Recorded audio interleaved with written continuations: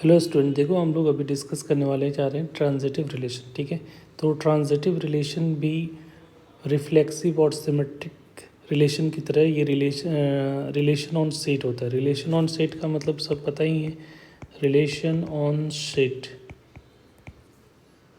ठीक है, सेट है, इसका मतलब होता है कि दोनों तरफ डोमेन और कोडोमेन वाले जो सेट होंगे दोनों तरफ एक ही होंगे, और ये सेट ए को एलिमेंट सेट ए के एलिमेंट से ही अटैच होगा। ठीक है, इस तरह से रिलेशन बनेगा, तो उसको हम लोग रिलेशन ऑन सेट बोलते हैं। ठीक है, तो पहला कंडीशन की ट्रांजिटिव रिलेशन ऑन सेट पे ही हम लोग देखते हैं।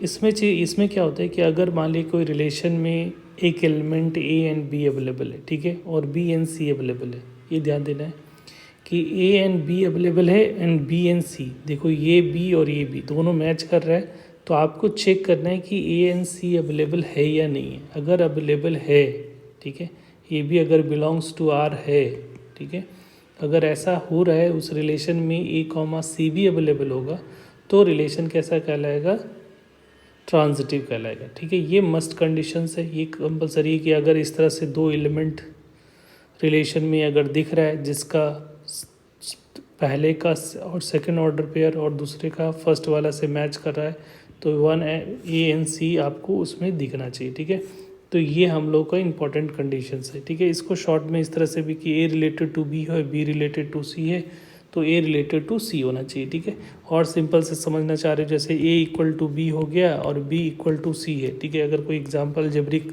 तो हम लोग बोलते हैं ना कि ए इक्वल टू सी होना चाहिए। ठीक है, तो सेम इसी पैटर्न में ए रिलेटेड टू बी है, बी रिलेटेड टू सी है, तो ए रिलेटेड टू सी होना चाहिए। अगर ऐसा होता है तो वो रिलेशन ट्रांजिटिव कहलाता है। ठीक है, तो कुछ एग्जाम्पल करोगे बेटा तो और भी क्लियर आपको हो जाएगा। ठीक है, जैसे मान लीजिए एक रिलेशन इस तरह से रोस्टर फॉर्मेट में दे रखा है। ठीक है, आपको चेक करना है कि ये ट्रांजिटिव है या नहीं है। ठीक है, तो हम लोग हर एक एलिमेंट को चेक करेंगे। ठीक है, पहले कैसे चेक करोगे, तो अगर हम लोग चेक करना चाह रहे हैं तो सपोज़ इस एलिमेंट को लिया 1,2 को, तो इसका सेकंड एलिमेंट देखो, इसका सेकंड एलिमेंट जो दिख रहा है इसके फर्स्ट एलिमेंट से मैच कर रहा है। ठीक है, तो ये मैच कर रहा है, तो हम लोग को 1,2 दिख रहा है एंड 2,3 दिख रहा है, तो हम लोग को ये दोनों मैच कर गया।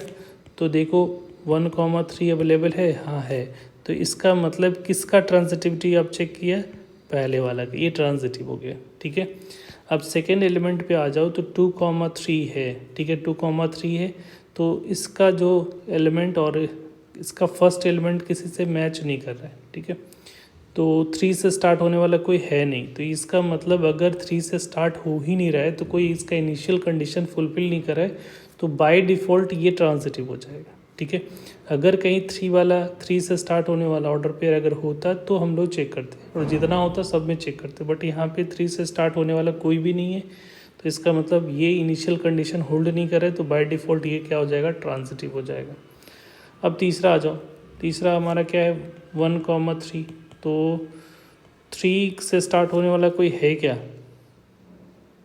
नहीं है, तो इसका मतलब ये भी बाय डिफ़ॉल्ट ट्रांजिटिव हो जाएगा। ठीक है, तो इसका मतलब है कि ये जो रिलेशन है कैसा होगा, ट्रांजिटिव रिलेशन कहलाएगा। ठीक है, ये ट्रांजिटिव रिलेशन कहलाएगा।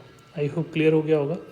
अब यहाँ पे देखो 1,2 एक रिलेशन में एक ही एलिमेंट है, तो ये इनिशियल कंडीशन टू से स्टार्ट होने वाला कोई भी ऑर्डर पेयर है ही नहीं, तो इनिशियल कंडीशन ही होल्ड नहीं कर रहा है, तो बाय डिफ़ॉल्ट ये भी क्या हो जाएगा, ट्रांजिटिव हो जाएगा। जब इनिशियल कंडीशन होल्ड करेगा तभी आपको, जैसे ए रिलेटेड टू बी और बी रिलेटेड टू सी, अगर ये दोनों होगा तभी आपको एक ए रिलेटेड टू सी चेक करना है, अदरवाइज चेक करने की ज़रूरत नहीं है, बाय डिफ़ॉल्ट वो ट्रांजिटिव होगा। ठीक है, थर्ड वन देखते हैं, जैसे ये 1,2,1 है, तो 2 से स्टार्ट होने वाला कौन कौन सा, एक ये है। ठीक है, तो 2,2 है और यहाँ पे एक है 2,3। ठीक है, तो ये दोनों तो मैच कर गया, तो 2,3 होना चाहिए, तो 2,3 यहाँ दिख रहा है। ठीक है, तो ये जो होगा वो ट्रांजिटिव हो जाएगा। ऐसे भी देखो अगर सेम वाला से करोगे तो वो बाय डिफ़ॉल्ट इसको चेक करने की ज़रूरत नहीं है, वो ऑटोमेटिकली खुद के साथ वो करोगे तो उसका इट्सेल्फ देता है। ठीक है, ट्रांजिटिविटी भी में जैसे 2,3 किया, 2,2 और 2,3 करोगे तो ये, अगर 2,2 के साथ करोगे तो इट्सेल्फ 2,3 ही आएगा। ठीक है, तो जब भी हम लोग जनरली अगर 2 होगा 1 होगा तो इस तरह का चेक करने की ज़रूरत नहीं है। हम लोग यहाँ से 2,3 से स्टार्ट कर सकते हो। तो देखो यहाँ पे 2,3 है एंड 3,2 है, तो इसका सेकेंड और इसके फर्स्ट से मैच कर रहा है। तो यहाँ पे देखो 2,2 अवेलेबल है, तो यस 2,2 अवेलेबल है, तो इसका मतलब ये ट्रांजिटिव, जो सेकेंड वाला एलिमेंट होगा वो ट्रांजिटिव हो जाएगा। अब थर्ड में आ जाओ, 3,2 है, ठीक है, और 2 से स्टार्ट होने वाला कौन सा है, ये है भी है ये भी है।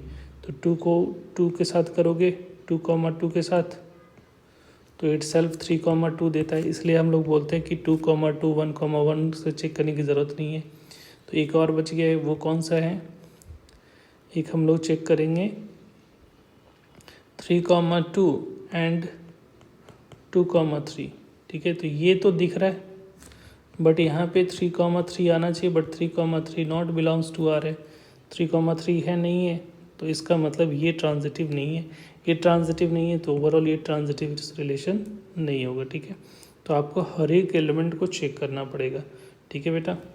और इसका भी मैं लिख ही देता हूँ, ये जो आ रहा है 2,3 वाला एंड 3,2 है, तो ये दोनों है, तो आपका 2,2 अवेलेबल है, तो ये ट्रांजिटिव है। तो ये ट्रांजिटिव है। 1,1 2,2 3,3 इसको चेक करने की ज़रूरत नहीं, करोगे भी तो इट सेल्फ आएगा, तो उससे कोई फ़र्क नहीं पड़ेगा। तो हम लोग इसको अवॉइड करेंगे। 2,2 1,1 बाई डिफ़ॉल्ट वो सारे क्या होंगे, ट्रांजिटिव होते हैं, तो उसको चेक करने की आपको ज़रूरत नहीं है, ठीक है बेटा। अब देखो रोस्टर फॉर्मेट में कैसे चेक करते हो, ठीक है। रोस्टर फॉर्मेट में कैसे चेक करेंगे, तो पहले 2 कंडीशन खुद से एज्यूम करना पड़ेगा। तो 2 कंडीशन कैसे लोगे, तो पहले ले लिया कि A, B belongs to R है, तो A, B belongs to R है। इसका मतलब है पहला इक्वेशन क्या मिल जाएगा, एक कंडीशन को होल्ड कर रहा होगा, इसका मतलब AB बिलोंग्स टू Z होगा। This is equation number 1। दूसरा B, C belongs to R, ये दोनों आपको खुद से एज्यूम करना पड़ेगा, ठीक है। तो यहाँ पे हो जाएगा, देखो अब B के A की जगह पे B की जगह पे C आ रहा है, तो B, C belongs to Z होगा। This is equation number 2। ये दोनों गिवन है, ये एज्यूम कर रखा है, ये एज्यूम किया है आप लोगों ने, एज्यूम करना है। तो चेक क्या करना है, चेक हम लोगों को करना है कि A, C belongs to R है या नहीं है। इसका मतलब है कि हम लोग को ये दिखाना पड़ेगा कि A, C belongs to Z है या नहीं, ये चेक करना है, ठीक है, ये चेक करना है। तो हम लोग इक्वेशन 1 एंड 2 के हेल्प से आपको ये चेक करना है कि A, C belongs to Z है, ठीक है। तो हम लोग फ्रॉम इक्वेशन 1 एंड 2 से देख लो, फ्रॉम इक्वेशन 1 एंड 2 को मल्टीप्लाई कर देते हैं, इक्वेशन 1 और इक्वेशन 2 को, ये दोनों कंडीशन के हेल्प से इसको जस्टिफाई करना है, दिस वन को, ठीक है। हमेशा ऐसा ही करना है कि पहले 2 को खुद से एज्यूम करना है। जैसे A, B तो दे रखा है, तो A और C एक और वेरिएबल खुद से ले लेना और कंडीशन इसके अकॉर्डिंग लिख लेना, ठीक है। और फिर ये दोनों कंडीशंस के अकॉर्डिंग तीसरा जो है, जो हमारा तीसरा एलिमेंट को आपको चेक करना पड़ेगा, A, C का कंडीशन को सेटिस्फाइड कर रहा है या नहीं कर रहा है, ठीक है बेटा। तो यहाँ पे हम लोगों ने मल्टीप्लाई कर दिया, तो इक्वेशन 1 तो A, B into B, C किया, तो यहाँ पे आ जाएगा Z इंटू Z हो जाएगा, ऐसा हो जाएगा। दोनों को प्रोडक्ट कर लोगे तो A से A कैंसिल, तो A, C belongs to Z square. तो Z क्या है, Z हमारा इंटीजर है, ठीक है। Z का मतलब क्या होगा, इंटीजर। तो किसी भी इंटीजर को मल्टीप्लाई करोगे इंटीजर के साथ, तो वो क्या देगा, इंटीजर ही देगा। तो बाय डिफ़ॉल्ट ये भी क्या आएगा, एक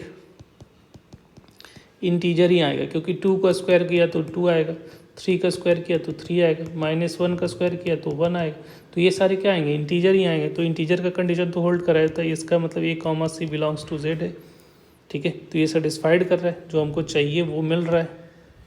तो इसका मतलब है कि A, C जो होगा वो बिलोंग्स टू R होगा।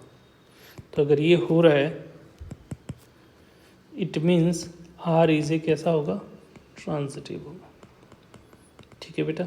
आई होप क्लियर हो गया होगा। Thank you.